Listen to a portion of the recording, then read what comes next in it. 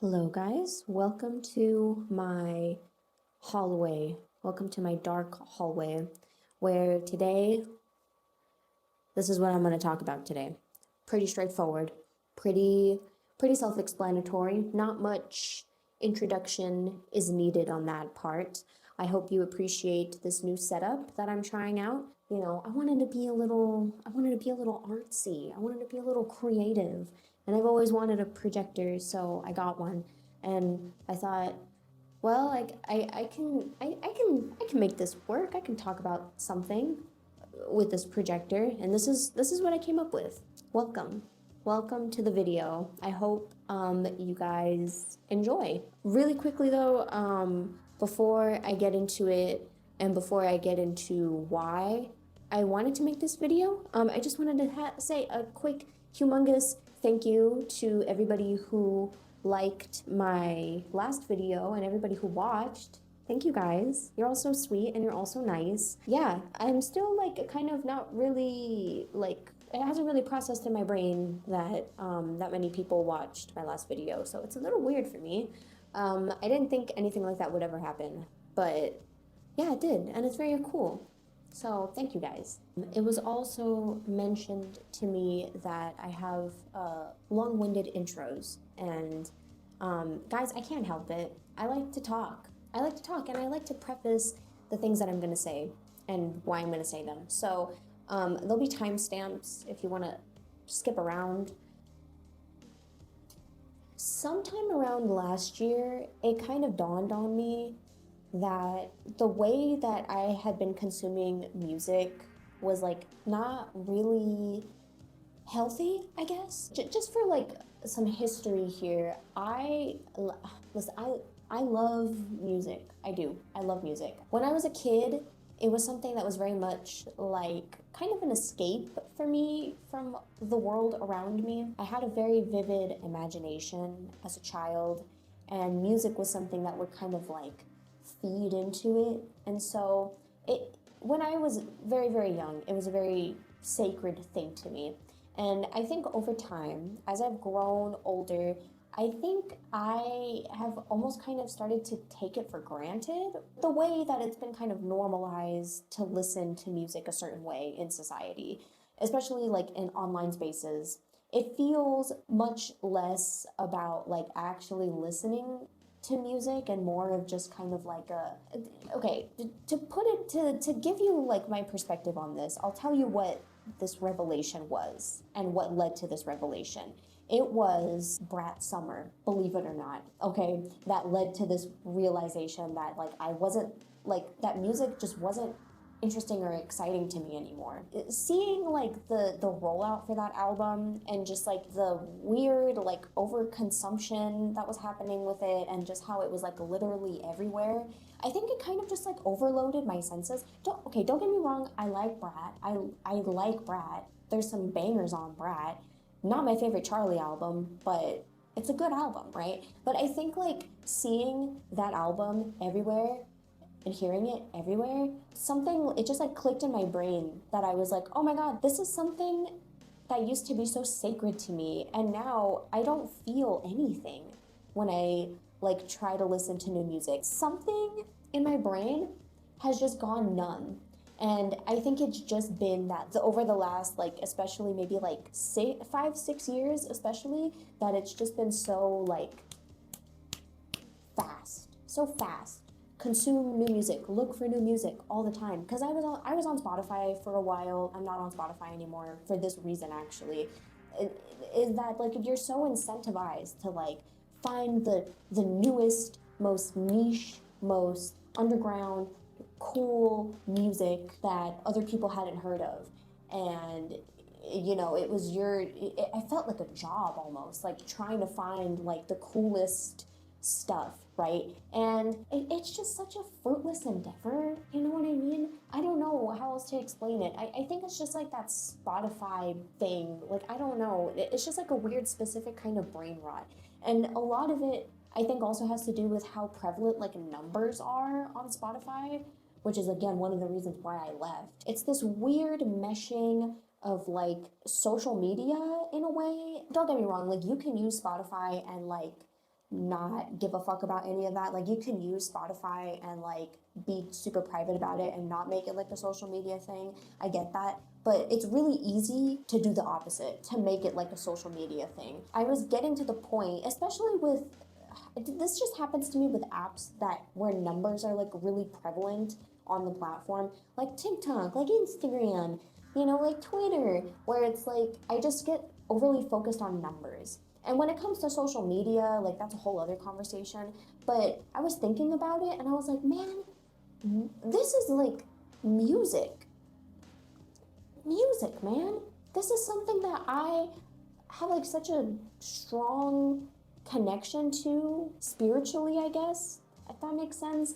And like it's just turned into this weird, like impulsive desire to just like consume. And I don't like that. And I just like I that Brat Summer was what made me realize that, when it was just like, oh, this album is everywhere.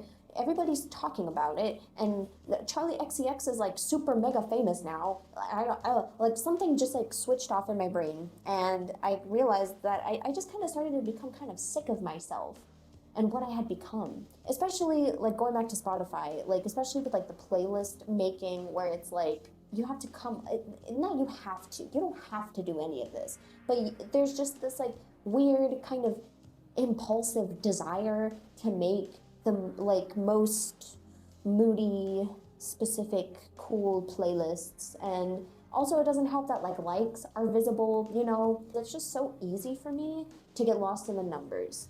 And when it comes to something like YouTube, where this is like a separate thing from like social media to me, because YouTube is not really social media to me, in my opinion. I can do numbers when it comes to that. I can look at the analytics of like my channel and be more or less okay with it, because it's a YouTube channel. It's not my personal music library. It just started to feel performative. So earlier this year, I left Spotify, and I felt this kind of like weight lifted off my shoulders. I'm not gonna shill for a tech company here, because it's like, well, I'm not gonna shill for any tech company unless they pay me, right? But I did switch to Apple Music, and one of the things that I do like about Apple Music is that they don't show numbers on the app, which is great, because it's just made the whole experience feel so much less stressful. It's been making me kind of like think, look back, and realize like, oh my god, there's like so much music that's just like at the tip of our fingers. And I feel like I just take that for granted. I can listen to all of these albums in like a few days, you know what I mean? Whereas like I think back then it just wasn't as accessible, you know. It would like the things that we can find now are just so, it's just so massive and so cool, right? And I don't know, like I kind of I wanted to take a step back and like think about the albums that I really like and talk about them, because I'm trying to like kind of engage with music in a more meaningful way. I'm trying to overall slow down on the amount of music that I listen to, and I want to like sit with it longer, because I feel like it's just healthier for me that way, that music isn't this like really impulsive, consumptive hobby. It's not even a hobby, like just impulse, really, you know. And kind of turning it back into something more purposeful. I'm slowing down a little bit, and so I want to talk about the stuff that I like. So yeah. One last thing that I will say before I get into this: you will notice on this list that there is no My Chemical Romance, and there is no Gerard Way Hesitant Alien on here, because, well, firstly, I made a whole video on Hesitant Alien, so everything that I would have said about it now, I've already said in a way longer form video. It got its own video, okay? No MCR, because, how do I say this? I'm gonna sound crazy when I say this. I'm gonna sound weird when I say this, okay? MCR inhabits and pilots a completely different facet of my brain. It exists in its own world, okay? Like the albums that I'm about to talk about right now and MCR, two separate things, okay? MCR is something that is so deeply etched into my core being. It's like, yeah, you know, it's like me with MCR it's like a car that has wheels. It's like, yeah, a car's gonna have fucking wheels, right? It's a car. It's like, yeah, Hannah likes MCR. She's Hannah. It's just such a core part of my soul that bringing it up in this video, I just don't know, it just wouldn't feel right, you know? So really quickly, every MCR album I love deeply, so much, so much. And I could listen to it forever, all the time, always. It would just feel weird putting MCR with the rest of this in my brain. I don't have like a very specific number of albums here.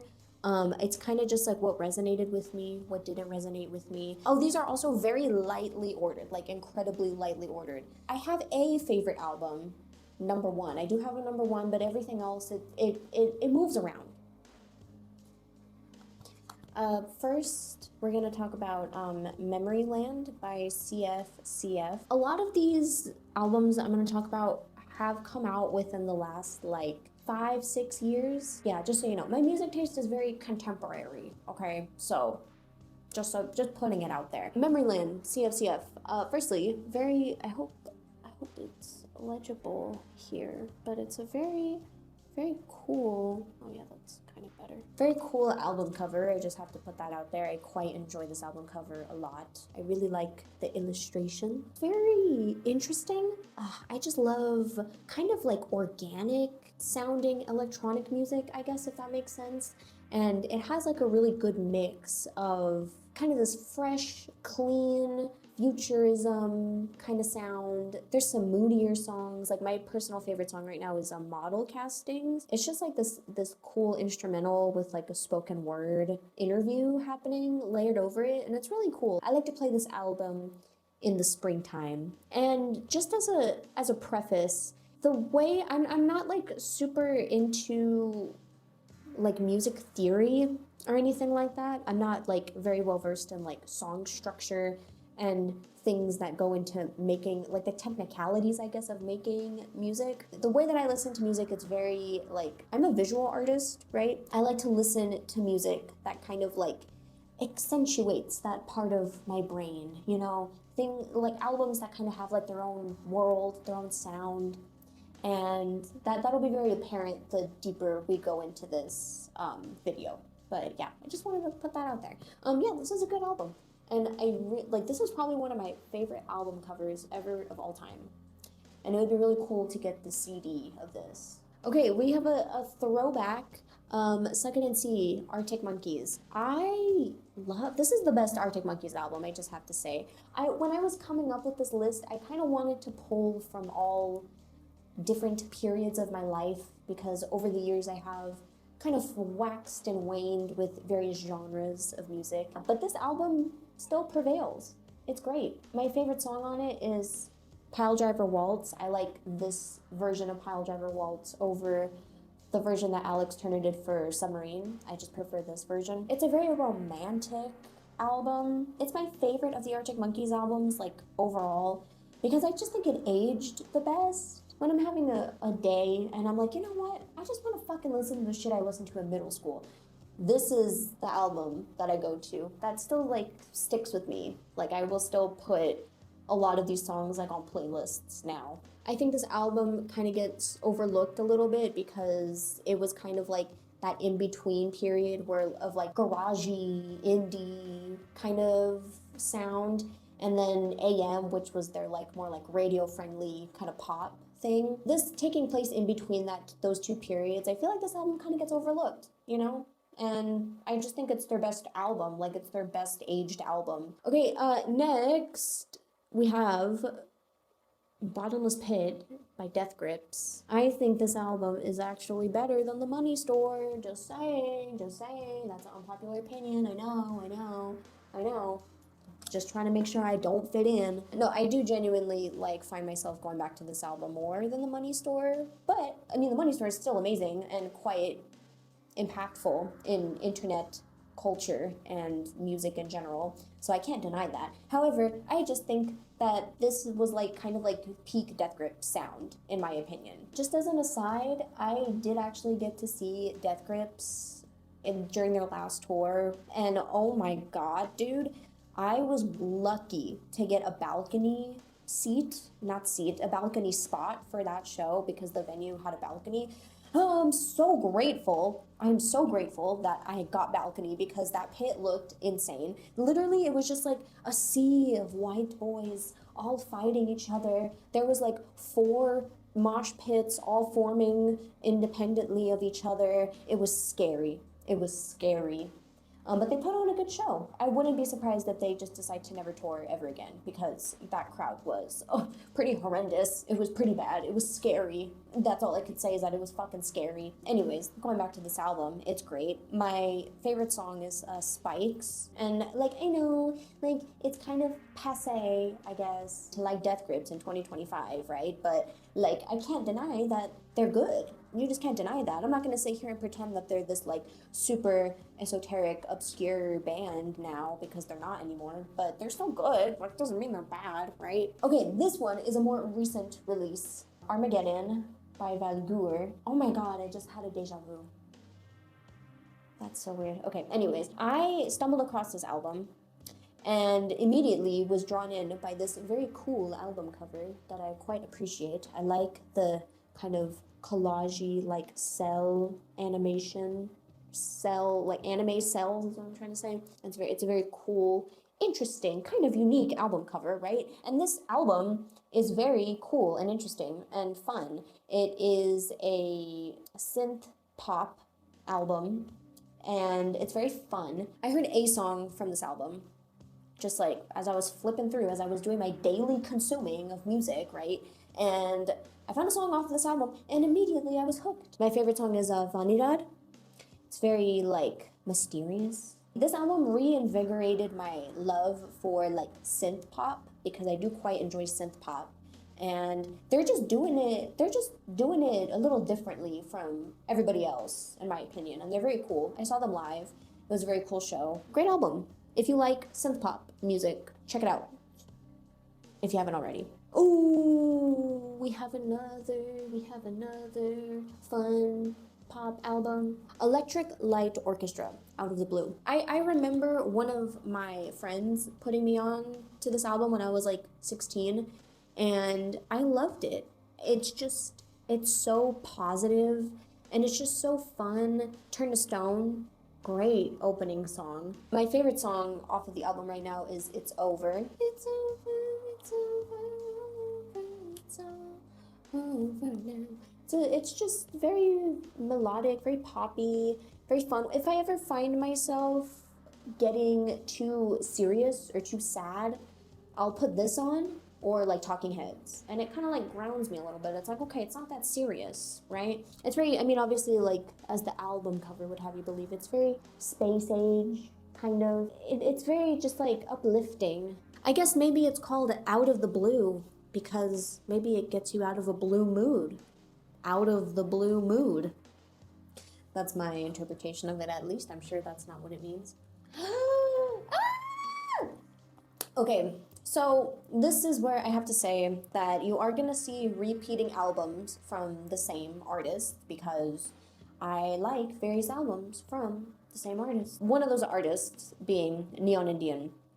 I did give myself a little bit of a soft, what's the word I'm looking for? A soft boundary where I do not use more than 3 of an artist's albums on this list. Neon Indian, Era Extrana, great album. You might recognize this album cover from the hit viral song Polish Girl, one of the greatest songs ever created in the history of the world, in my opinion. Alan Palumbo, I love you. This album is just so great. It's a great night drive album. It's like kind of like the black sheep of his discography because it is a bit more indie and more moody. It's not Psychic Chasms. It's not super poppy and synthy and bubbly and crazy. This is a little bit more moody. And I love this album cover. I love this album cover so much. I was originally going to make this video about album covers just because of how much I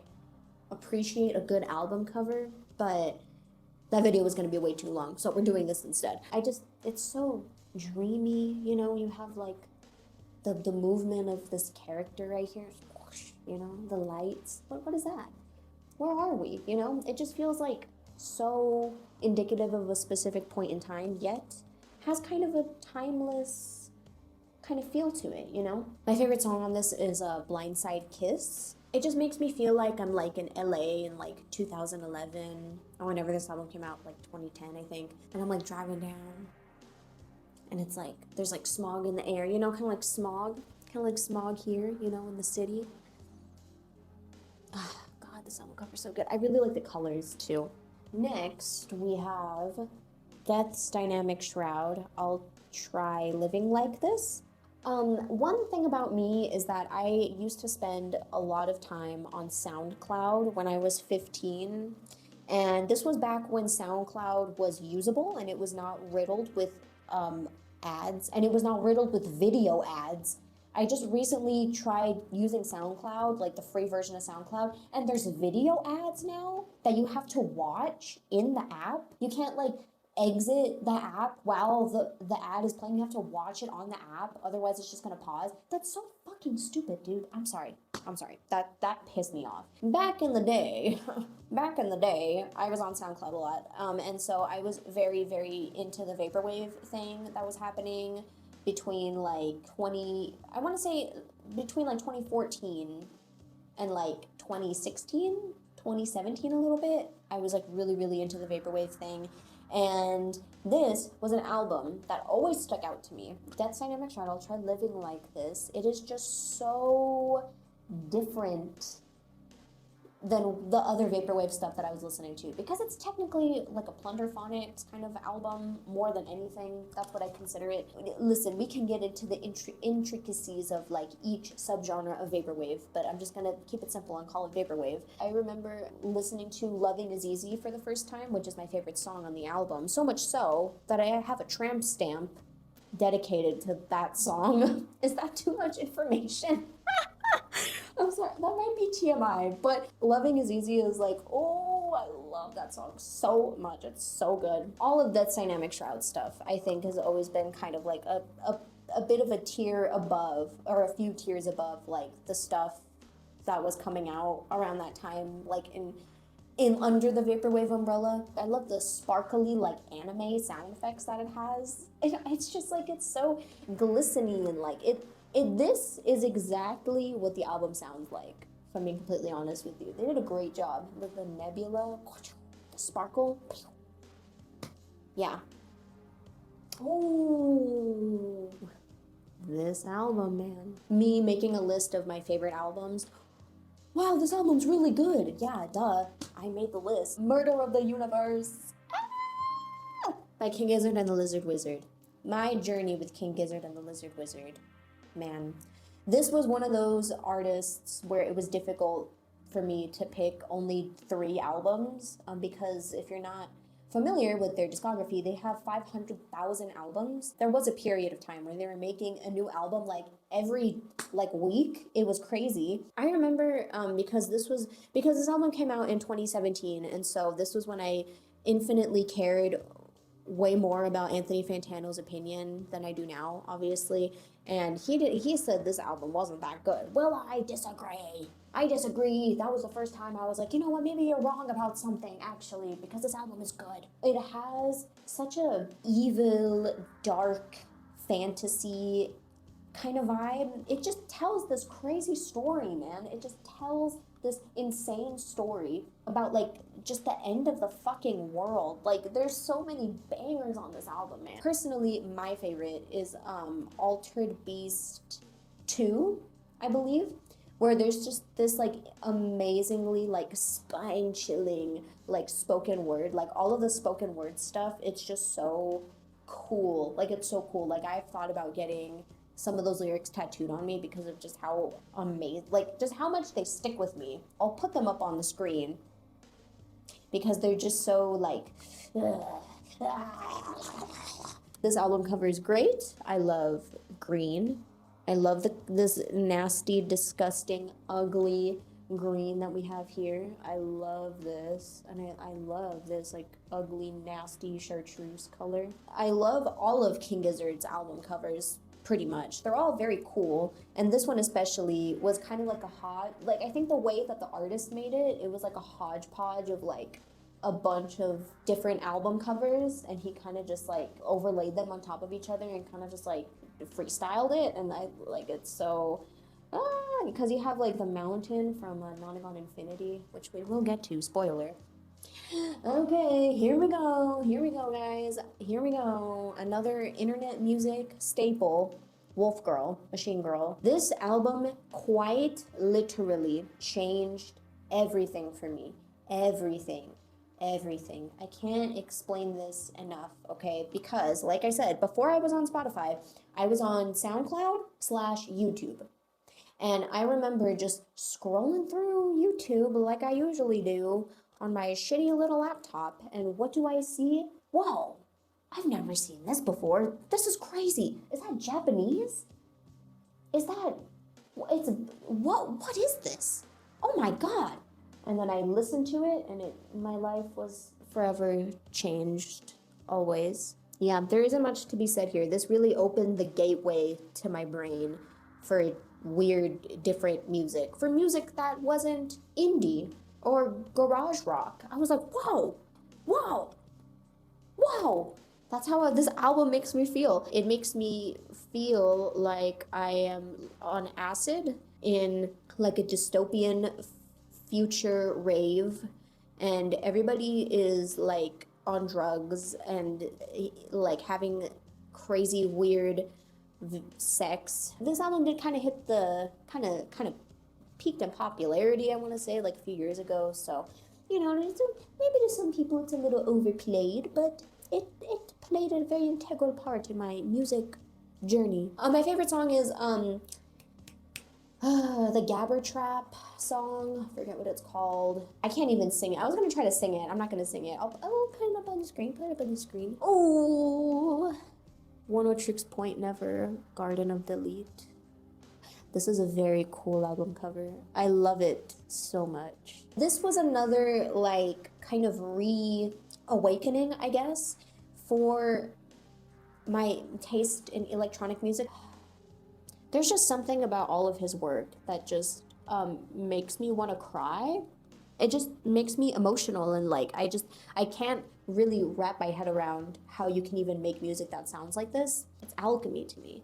I would listen to this so much while I was drawing during COVID, because I didn't really get into Oneohtrix Point Never until maybe like 2019. I knew about Eco Jams, and I knew about obviously what Replica, you know, the like grandfather vaporwave album, the proto vaporwave album. But I didn't really start delving that deep into his discography until a little bit later on.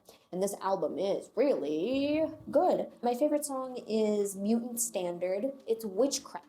It's beautiful, amazing witchcraft, and I love it. It's perfect LSD tripping music if you're in the market for that. We have a more recent release, Echo 2K Pixie EP. This is such a spring EP, you know. I know spring is kind of like over for the most part, but next chance you get when you're like taking a walk down the street and it's like a very temperate day, there's like puffy clouds in the sky's blue, it's a little breezy, it's green, there's foliage around you, put this EP on, and it's just so clean but a little messy at the same time. And I absolutely love this album cover. I love the pen work, just how like messy it kind of is, or imperfect it is, right? And that's exactly how the EP sounds. There's like some guitar in there. I mean, my favorite song is probably the opening song, Pixie. Listen, when a song has like advertisement samples used in it, or like radio samples, or like samples from that kind of stuff, and it sounds like glitchy and like weird, I eat it up. I eat it up every single time. I love it so much. It just like makes my brain tingle. It makes my brain tingle. I had to put Undertale on here. I'm sorry. I had to put Undertale on here. I saw that they recently put the Minecraft soundtrack in like this library, like this like official library, because of like its cultural impact that it's had on society, and that it has to be like federally preserved or something like that. Which is crazy. They need to do that with Undertale. They need to do that with the Undertale soundtrack. The impact that this album has had on just the world, on the internet especially, cannot go unnoticed. It can't. This needs to be like preserved in a library. It really does. I mean, there's just not anything to say. Toby Fox makes amazing music. I was hesitant to put video game soundtracks on here, but this shit still slaps, man. Ruins is my favorite song.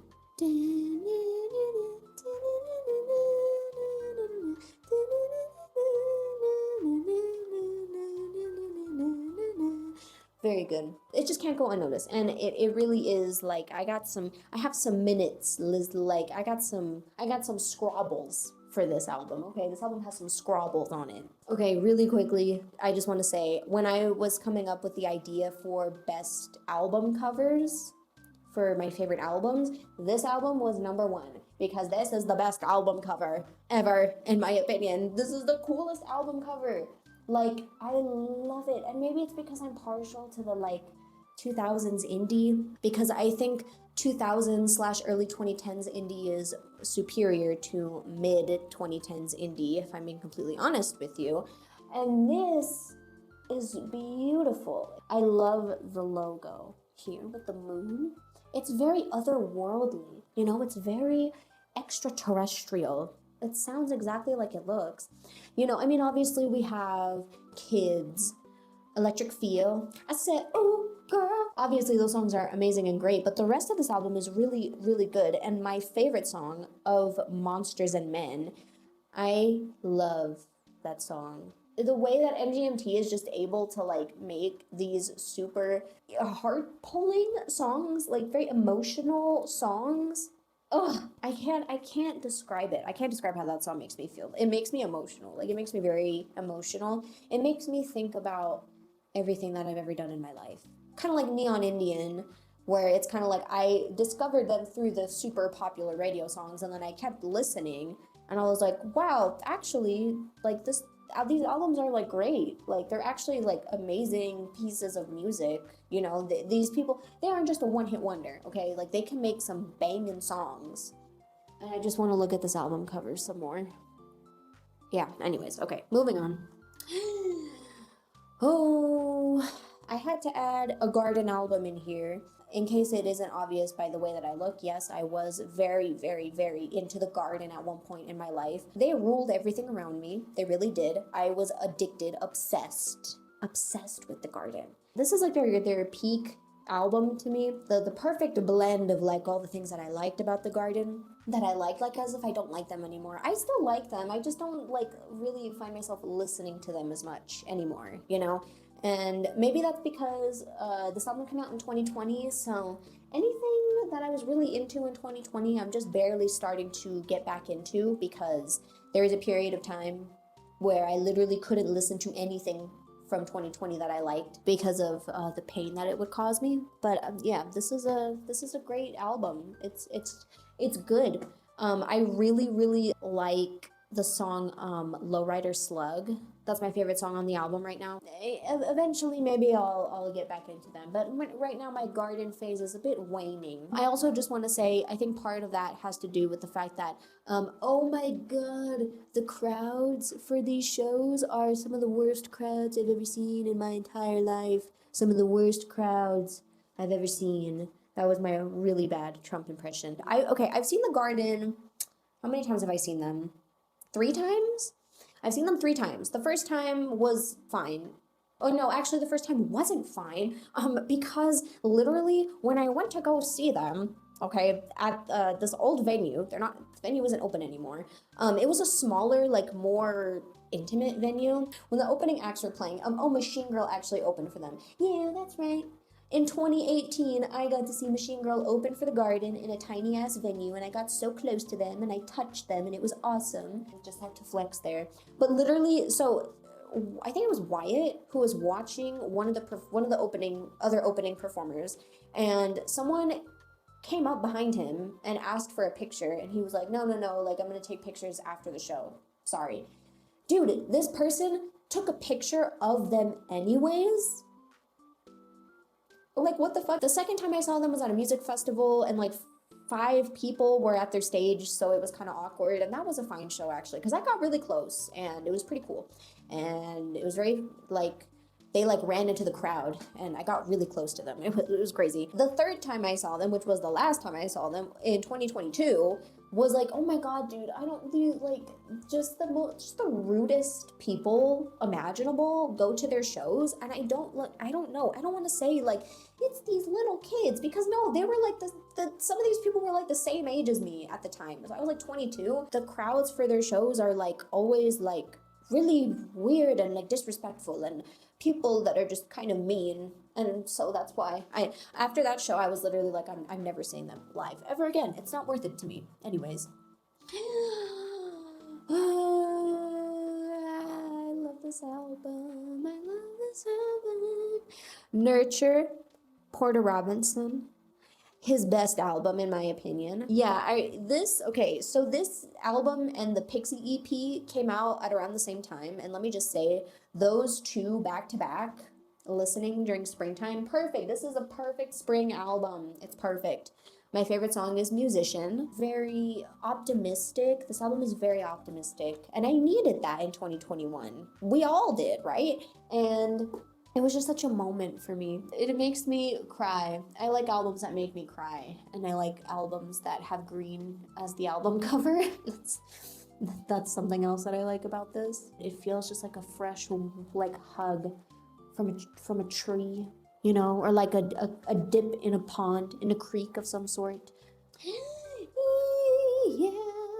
King Gizzard and the Lizard Wizard, Nonagon Infinity. This is a prime like D&D album. If you ever play D&D, put this album on, because it loops forever. It's called Nonagon Infinity because it goes on forever. At the time, I was just coming out of my indie phase, my Mac DeMarco phase, if you will, and I needed something different. And this album just swooped on in. I love the colors, the red, the yellow, the bluey green, the clouds, the lightning. Gamma Knife is my favorite song.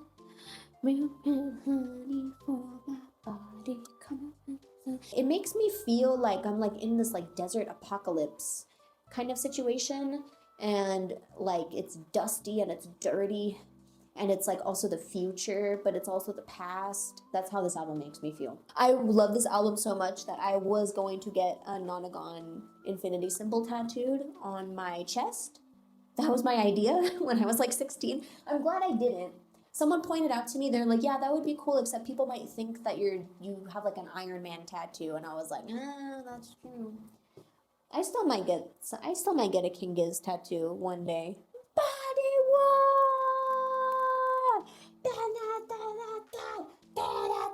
I remember, okay, again, this was my Anthony Fantano phase when I was in high school, right? And he talked about this album, and I was like, this is very cool. I like this. I don't listen to super hard music anymore, like hardcore.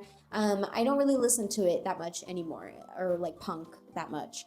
But this band still sticks with me because they just have the sauce. It just has the sauce. I don't know what it is about it. Like, Show Me the Body, Bodywar. I didn't introduce this album, I'm sorry. Just so dingy and grimy and angry and sad. Show Me the Body stuff always just makes me want to get up and just like beat the fuck out of somebody and cry at the same time. My favorite song is probably Aspirin. Perfect like spiraling kind of song to listen to. And I will say I've seen them a couple times, and they've always been quite a pleasure to see live. They've always been quite nice. The first time I saw them, literally no one showed up to this show. It was in New Mexico, and I think they had like just like last minute plan that they were gonna play, And literally, I'm not even kidding, it was probably like 10, 15 people at this show. It was like such a minuscule amount of people, but it was so cool because I got so close to them and they were all really nice. Like the guy at the merch booth was really cool. He gave me a free sticker and it was so cool. It was so fun. I really, really, really like all of Show Me the Body stuff. I think they're very cool. And like I said, I don't listen to hardcore music that much anymore, but I always go back to their stuff and I always find joy in it. A joyful listening experience, so to say. Congratulations, MGMT, congratulations. Another great album, which I talked a little bit about in my last video. Every album that they released after Oracular Spectacular, did I not say the name of that album when I didn't, I'm sorry.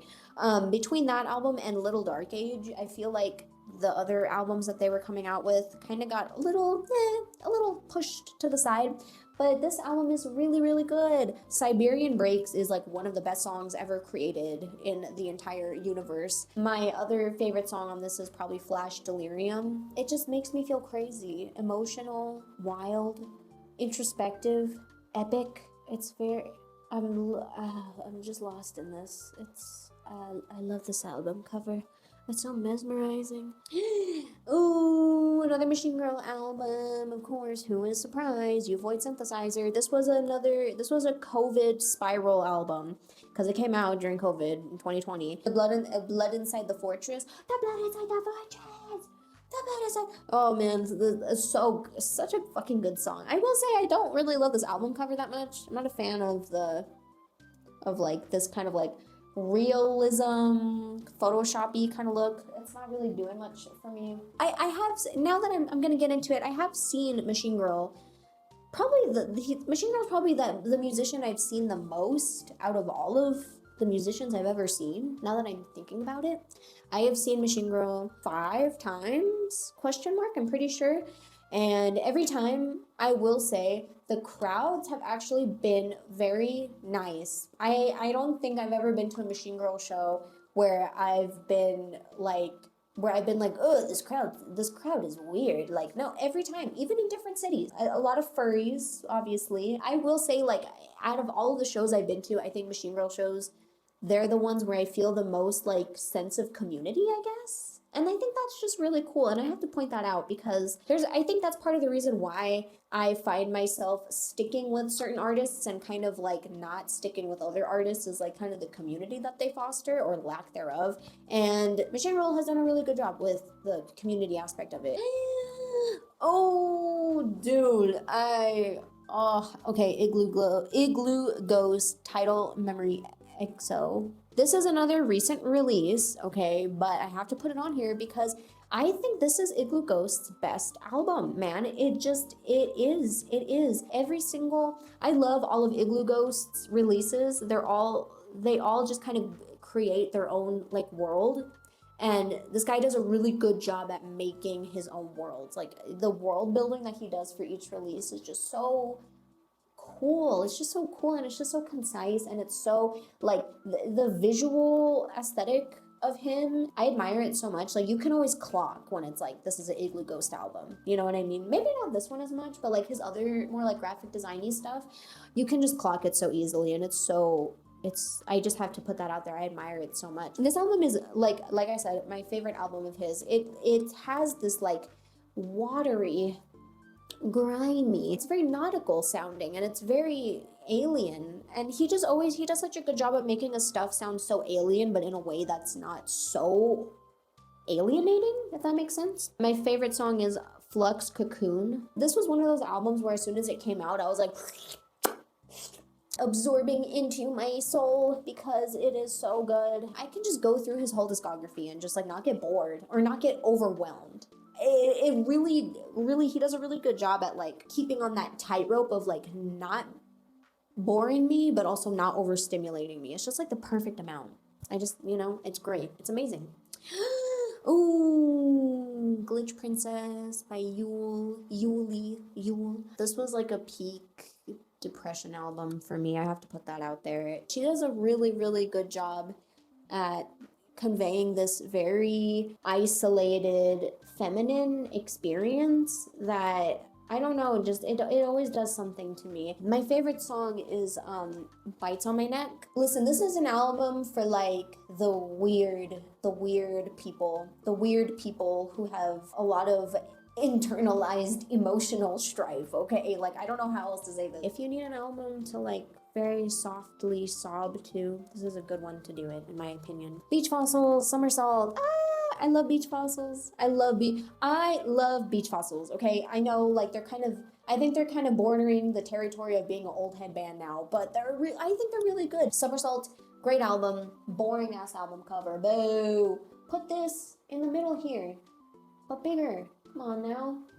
I don't know, I'm not really a big fan of it. It's just a solid, like, chill indie album. Sometimes you need music that's just, like, good, chill music. I first discovered Beach Fossils when I was like 10 or 11. It's such a like homey comfort band for me. They're such a homey band that I just like will always hold so closely to my heart. And I will say I saw them in New York at the Knockdown Center for their Bunny tour. And let me just say that crowd was probably the best concert crowd I have ever been in my life.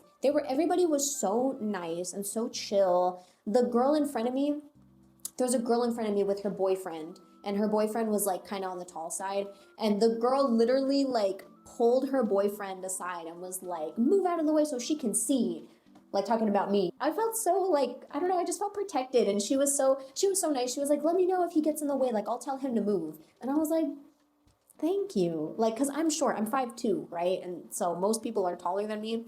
I just felt very safe and very like nice at their show. It was a very good time, and I always just feel so safe and so nice when I listen to Beach Fossils music, and they'll always be a part of me. My favorite song on this album is it's a tie between Social Jet Lag or May 1st. 100 gecs, 10,000 gecs. And listen, man, listen, I know, like, with the 100 gecs thing, it's like, they remind me of my alt kid phase during COVID. Okay, well, some of us are actually about that life. So, sorry you're not about that life. I am. I still think 100 gecs is good, okay? I don't care what anybody says. And this album is good. Dude, there's just something so beautifully American about 100 gecs. They're just so Americana. I don't know what it is. Maybe it's the nu metal influence that they have. Dumbest Girl Alive, probably my favorite song. I saw them in Seattle, and that was a really fun time. I was really drunk. The bartender really overpoured for our vodka Red Bulls. I'm gonna see them open actually for MCR when I go see them later this year, which it does suck that they got kind of like sucked into the like hyper pop alt kid COVID 2020 thing, right? Because now I guess it kind of dates them a little bit. I mean, this album isn't really hyper pop, you know. This is like there's like more ska and like nu metal than there is like hyper pop in here, but it's still like, I don't know what I was gonna say after that. MGMT Little Dark Age. I have so much respect for MGMT for literally just like doing whatever the fuck they want. And they made literally one of the best goth songs ever of all time. MGMT making one of the best goth songs ever. Crazy. I just think that's so cool. And this album cover is very cool. I really, really love this like Baroque-esque like 70s, 60s kind of font that they used for this. And this was a very like essential fall album for me in college. I remember listening to Little Dark Age and like walking around campus and feeling so cool. My favorite song is One Thing Left to Try. I enjoy that they changed their sound the way that they did at this point in time. It was very cool to see. Ooh, Kir Bonito Tote EP. I went for their EP over the album that came out after this, just because I think the EPs, I just find myself going back to this EP a lot more. The song Cinema. Oh, the song Cinema. It's so cute. That's like one of the cutest songs ever, and it makes me feel so like warm and like romantic. Kind of similar to how Beach Fossils kind of makes me feel. That's kind of how this album or EP makes me feel. I think Kira Bonito's like more like shoegaze, like kind of rock thing that they were doing for a little bit around this time period. I think that was probably my favorite era of them. I just really like and remember this very wholesomely. Very wholesome. It's the way I'll describe it. Infest the restless, open your eyes and see there is no planet B. That's my favorite song on this. King Gizzard and the Lizard Wizard. I love this album cover so very much. It's so, like, especially once you realize, like, what the album is about, like, the story of the album. Oh, it's so cool. I have seen King Gizzard a couple times. Recently, actually, I saw them last year, and that was really fun. It was, like, it was a big, like, amphitheater show. They played March for the Rich, which was crazy, because when you go to their marathon sets, like, you don't know what they're gonna play, right? Before that, I did see them like in 2018, and Emil and the Sniffers opened for them, dude. Anyways, yeah, this album is really good, and if you haven't listened to King Gizzard already, like, what are you doing? Ooh, okay, we have Psychic Chasms. Can you tell we're getting a little bit closer and closer to my favorite? Psychic Chasm, Neon Indian, specifically the remix version of this, the deluxe version, I mean, of this album, because there is my favorite song, Mind Drips, has a remix on this rare variant of the album that is so amazing and so good. It's the Bibio remix, I believe is what it's called. You can't find this anywhere anymore, which I'm pissed about. I am like I have to go to the lengths of like getting this like in a physical form, like a CD, because he took it off of streaming platforms, all streaming platforms, and I can't even buy it on Bandcamp anymore, dude. That taught me a lesson in music preservation for sure, because this variation of the album is so good, and I love the colors. Okay, it's great. Deadbeat Summer, one of the best songs ever made. I think it's Alan Palomo's voice specifically that it has this androgyninity. Is that a real word? I don't think it is. This androgynous nature like quality to it that I quite enjoy, and it's very prevalent in this album. This is just a classic. It's a classic 2000 mid-aughts, late aughts. This came out 2009 album. It's just peak indie, you know what I mean? And that's that. Like I said, this era of indie music is supreme, okay? Like, call me an old head, I don't care. It's just the truth, okay? Ooh, You've Tumor, Heaven to a Tortured Mind. Man, this was another COVID album that I quite enjoyed. It's very romantic. My favorite song is a Romanticist. Dreamy, very erotic, psychedelic, like, it has it all. Before COVID happened, You've Tumor and Echo 2K were going to perform at a venue that I was going to go to, but it was in April. The concert was listed for April 2020, so guess what happened? It got canceled. That's like my personal 9/11. I am still so upset that I wasn't able to go to that show because I was so fucking excited. Anyways, this album is amazing. It's great. Yeah, I love this album cover too. It's so like erotic and sexy and cool. Okay, we have Oneohtrix Point Never again, his most recent release, and this like I get emotional when I talk about Oneohtrix Point Never for some weird reason. This album is quite literally a hodgepodge of all of his sounds in like the best way possible.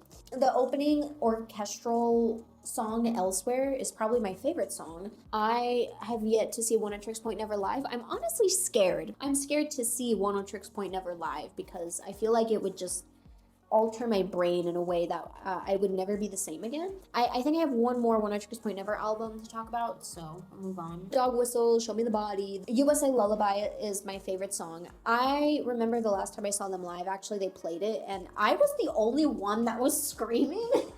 They were doing like this big tour with Zulu, Scowl, like all the like big hardcore names. And I think a lot of people were more there for like Scowl and Zulu, honestly, and I was there for Show Me the Body. And oh man, when they played USA Lullaby, I was like, ah! And nobody else was screaming, nobody else gave a fuck. I don't mosh that much anymore, but if I ever saw them again, like I would mosh for them. It's emotional. It's emotional, and that's what I really appreciate about their music is that there is like this kind of wailing and emotionality and emo-ness to it that I find myself really gravitating towards. Anyways. Beach Fossils Clash the Beach Fossils Clash the Truth demos. I picked the demo specifically instead of the main release of the album because there are a few songs on this that I like more than the main release. Caustic Cross, love the demo version of this. And also like the demo version of Sleep Apnea. I find myself kind of liking a little bit more sometimes than the main release. And Vertigo. Yeah, no, there's just so many good things on this. And I don't know, there's just something like sometimes the demos hit harder than the main release of the album, you know, that's just is what it is, and that's the case here. Just more comfort music for me. Okay, last Oneohtrix Point Never. Whoa, oh, this album hurts to look at. Magic Oneohtrix Point Never came out in 2020. This was another COVID insanity album. Whoa, I'm getting vertigo looking at this for too long. This was the first album that I listened to where I was like, wow, I love Oneohtrix Point Never. This is probably like the greatest thing I've ever heard in my entire life. Long Road Home is so good, dude. It's so good. Yeah, all of the like intermissions that happen between all of the songs are very cool. This album sounds like Meow Wolf to me, if that makes sense. Like, this is a very Meow, this could play in the background at any of the Meow Wolf locations, and I think it would fit perfectly. I'm gonna move on because this album cover is actually, like, kind of a headache to look at. Okay, ooh! You've Tumor I can't say that word. This, put it up on the screen. My favorite You've Tumor release.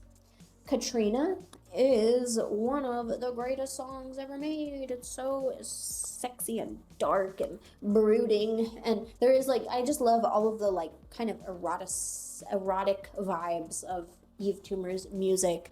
It is very rock and roll, you know, but like in a different way, I guess. I don't know. They're very, very, I don't know how else to say it, but this EP is like amazing. Jackie, that other song, that's literally escaping me. And I also really love the illustration for this. It's very beautiful. It's very cool. Daft Punk Discovery.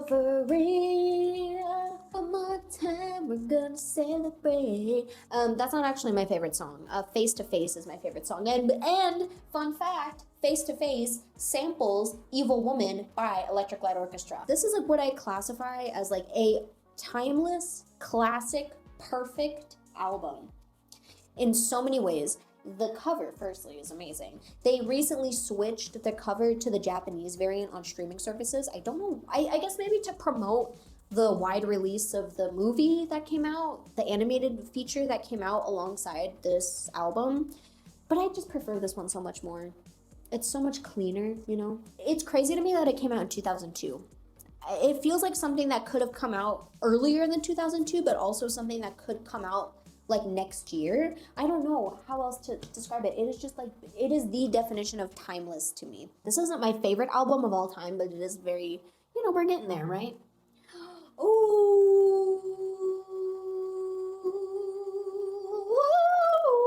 Little fun story. I remember being like 11 or 12, and I remember being in my room. My older brother was taking a shower, and my room was right next to the bathroom at that point. He put on music on his speaker, and the song Icarus by Madeon started playing, and I was like, what the fuck? This is like, I was like jaw dropped. Like, I was like, this is like nothing I've ever heard before in my entire life. What is this? I need this. Instead of just asking my brother like a normal person, I went on my family desktop and I went through every single song that was saved on the desktop on our computer on iTunes to find that song. And I found it, and I was like, who is Madeon? Who is Madeon? Who is this person? Fast forward to a few months later, I went to go see Lady Gaga Monster Ball tour, I think is what it was. Great show, by the way. And literally, Madeon actually opened for her for that show, and he was like 17 or 18 at the time. Like, he was a fucking child. And I was like, oh my god, that's Madeon. That's Madeon. Oh my God, I fell in love. And when this album came out, let me tell you, this album saved my life. Okay, it saved me from the clutches of depression. I could have gone a lot deeper into my teen depression than I did if not for this album specifically. The cover itself, it's very optimistic looking. It's very like, you know, that like kind of geometric like minimalism that was very popular in like the mid aughts, the mid 2010s, like Steven Universe and the such. I was obsessed with this album for the longest time. I've seen Maddie a few times. I got to meet Maddie when I was younger, and he was so sweet. He was so kind. I remember it was in 2015 or 2016, I can't remember which one. And I remember I was wearing this like hoodie that I had gotten on Redbubble, and he complimented it. He was like, "Oh, your hoodie's so cool," and I was like, "Thank you." And I asked for a hug, and he gave me a hug, and he smelled really good. He smelled like Gain. He smelled like laundry detergent. This is like kind of on the same level as like Hesitant Alien for me. It's always just gonna be there for me. You know what I mean? It's family. It's my cousin. It's my cousin. We're family, okay? My favorite song is Okay. He mentions this on Twitter. Charlie XCX actually, like the vocal chops that he uses, it's Charlie XCX. Like they were gonna do a collab at one point. Good Faith is good, but this album I think just holds a lot more weight in my mind, and like it was just so much more formative to me. All right, we have another recent album. This came out like literally less than a year ago, okay? But MG Ultra, Machine Girl, in my opinion, one of Machine Girl's best albums. And that is a little bit controversial, I think, to say. This to me just sounds like the culmination, maybe not quite a full culmination, but just like, this just makes sense for Machine Girl's trajectory. Like, this is what I see. This is what I imagined. The song Psychic Attack has still, to this day, this grip on me, this grip that just doesn't go away. A song just about killing someone with your mind, it's so good. It's just everything that I expect from a recent Machine Girl release, you know? Grindhouse is another amazing song. I'm still having a moment with this album, and I have to put it on here. Also, the album cover is great. I love it. Okay, next, before I get into my top favorite album ever of all time, we have to talk about my honorable mentions, because there are a few. Okay, first we have Knife Party, 100% no modern talking. Okay, yes, I like EDM. Okay, I like EDM, or I liked it a lot more when I was younger. And Knife Party specifically holds up the best, in my opinion, or one of the better artists that holds up still. They just had this like, I just love electro house. Okay, I love electro house, and the way that they did it was just so fucking good, dude. Destroy Them with Lasers. Oh yes. What is that? Facebook Friends, I think is what it's called, or Internet Friends, not Facebook. Internet Friends. So you blocked me on Facebook, and now you're going to die. You literally couldn't go to any EDM show and not hear that before it dropped.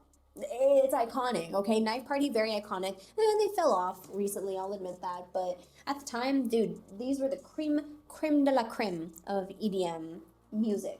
And I have to mention them on here because I love them. And I'm pissed because I've never seen them live, and I would love to see them live. I would have loved to see them live during their heyday, but you know.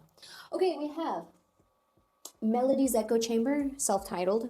This is just great neo psychedelia, you know what I mean? I love the album cover. Sometime Alone is a really, really good song. It's this was, I believe, what's his face from Tame Impala did a lot of the guitars for this album, which I think is why I really like this album, because I do enjoy Tame Impala. Flying Lotus, Until the Quiet Comes. I used to really, really love Flying Lotus. Electric Candyman is my favorite song on here. It's very dreamy, it's very dark, it's very cool. It's yeah, Flying Lotus. Ooh, Deli Girls, I Don't Know How to Be Happy.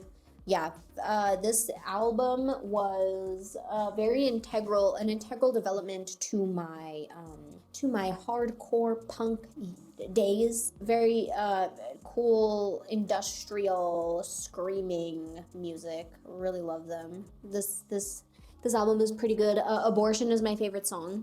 We got Deli Girls, Death Grips, Drain Gang, Dollar General, the 4 DGs. Okay, Alan Palomo, World of Hassle. Oh, I hate this album cover so much. I'm sorry, Alan.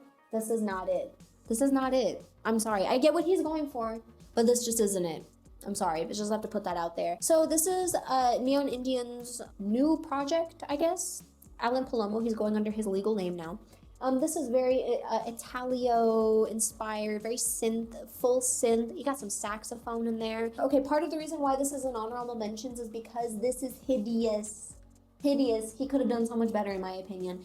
There's a little image on the back of the CD that I have, and I think it's on the vinyl too. That would have made such a way better album cover. I'm gonna put it up here because it's so much sexier and so much cooler than this. This is just not giving me anything. Okay, I just have to put that out there. I'm sorry, Alan. Okay, next we have Mesh Pharma. White Lodge Simulation is probably my favorite song on this. This album is long, okay, it's a long album, but if you want to just kind of get warped into like a weird dimension, then this is the album to do it.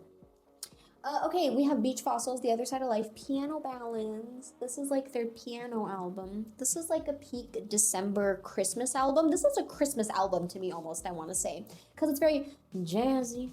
It's very jazzy, you know, it's very like November, New York, cloudy evening. There's Christmas lights that are lining the windows, you know.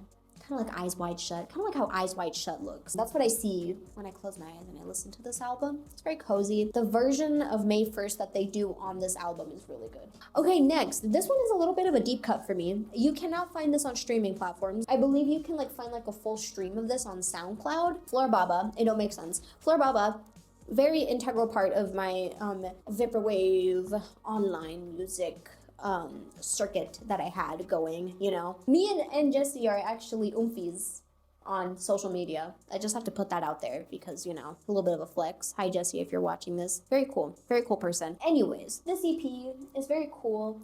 It's stuck with me the most over time just because I like the kind of like jazzy, it has like a jazzy kind of like sleazy Vegas casino vibe to it that I really like. No, I really like all of their stuff. Neon Death, Game Wave, all of their stuff is really good. Go check it out. It's very cool. All right.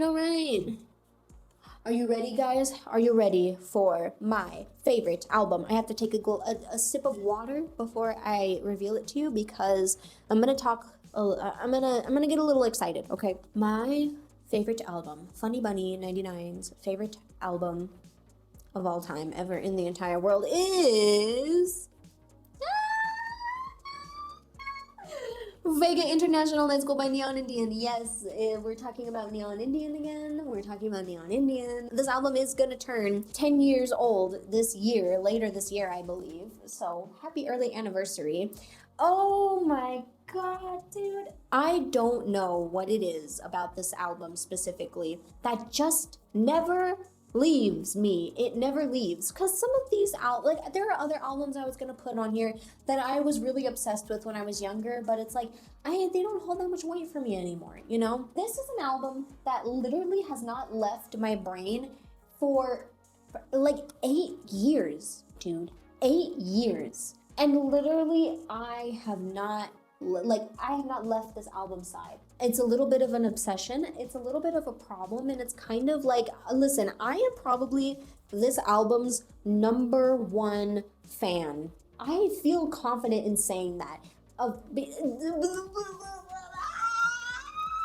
Literally, I cannot explain how much of a grip this album still has on me, okay? It's just perfect, dude. Okay, my favorite song right now is Slumlord. Slumlord is probably the best song ever created. I know I've said that a few times during this video, but that song is like genuinely one of the greatest songs ever made. And this album is so like, okay, listen, it was 2015, right? So the Japanese and the bi-lighting, it was novel at the time. It's not really that novel anymore, but at the time, this was quite novel. Oh my God, dude, it just teleports me to this funky, colorful, playful, kind of sexy like world that I just love to be a part of. I can listen to this while I'm driving. I can listen to this while I'm drawing. I can listen to this while I'm high, sober, while I'm working out, while I'm chilling out. I can listen to it literally all day, all the time. I'm not exaggerating. I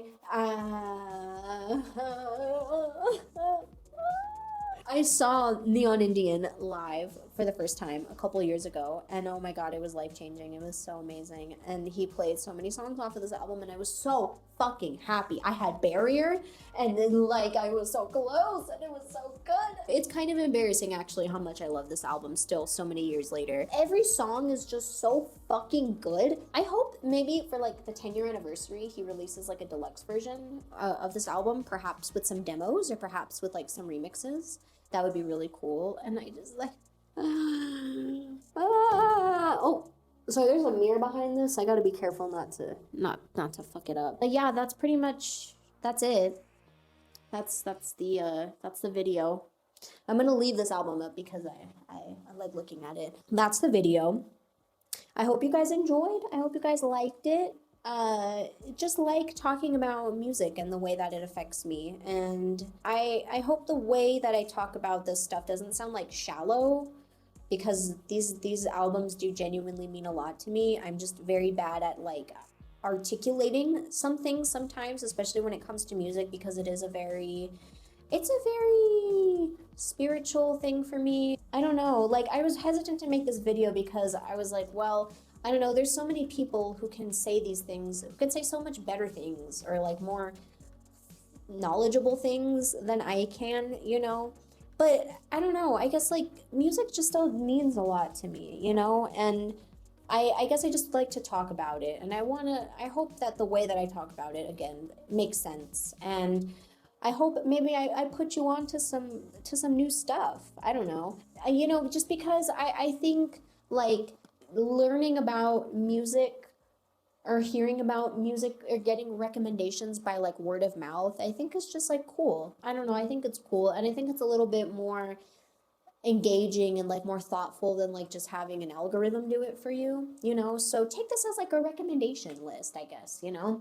And anybody has any recommendations too, like or maybe if they make music and they want me to check it out, you know, I'll check it out. I've been trying to get into a more analog kind of taking the long way around finding new music, and that's kind of where I'm at right now.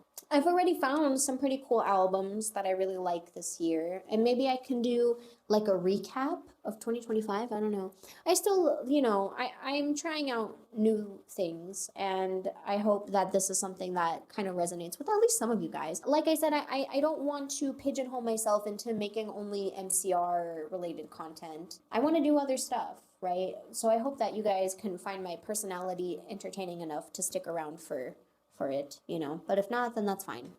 I'll make more MCR related stuff down the line, I promise. But for now, yes, we're gonna look at Alan some more. Yeah, but that's it. Okay. I'll see you next time. So goodbye. Oh